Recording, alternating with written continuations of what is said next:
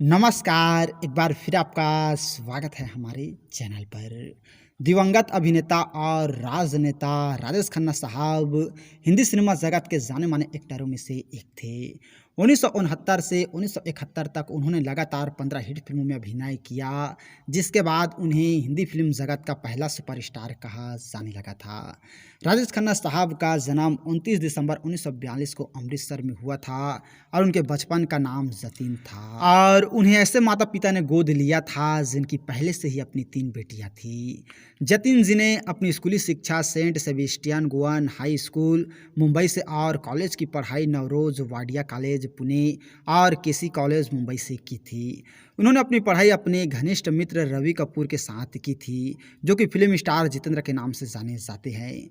जी हाँ दोस्तों, मैं आप लोगों को बताना चाहूँगा, बहुत ही कम लोग जानते हैं कि राजेश खन्ना साहब ने अपनी स्कूली पढ़ाई जितेंद्र साहब के साथ किया था और राजेश खन्ना साहब ने कई इंटर कॉलेज ड्रामा प्रतियोगिताओं में जीत हासिल की थी, जिसके बाद उन्होंने थिएटर की ओर रुख कर लिया था।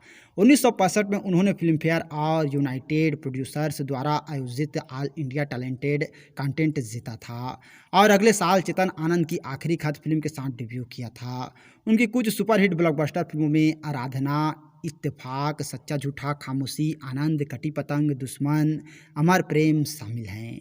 राजेश खन्ना साहब ने 1973 में अभिनेत्री डिम्पल कपाड़िया से शादी की थी और शादी के समय डिम्पल जी की उम्र महज 16 वर्ष थी। उनकी 2 बेटियां हुई जिनका नाम टिंकल और रिंकी खन्ना है। 1984 में डिम्पल कपाड़िया और राजेश खन्ना साहब एक दूसरे से अलग हो गए थे।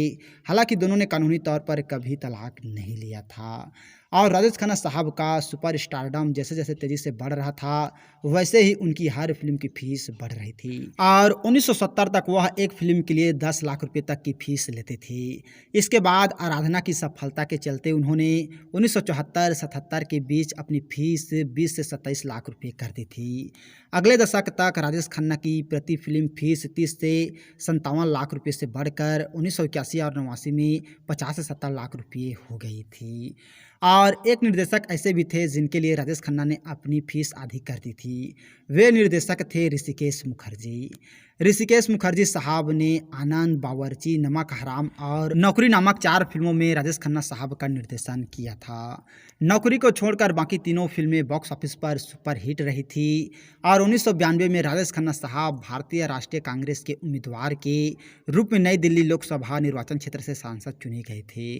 उन्होंने सांसद के रूप में 5 साल का अपना कार्यकाल पूरा किया था और भारतीय सिनेमा में काका के नाम से मशहूर राजेश खन्ना साहब का देहांत 18 जुलाई 2012 को मुंबई में हो गया था और राजेश खन्ना साहब को मरणोपरांत पद्म विभूषण से सम्मानित किया, जो भारत का तीसरा सबसे बड़ा नागरिक सम्मान है।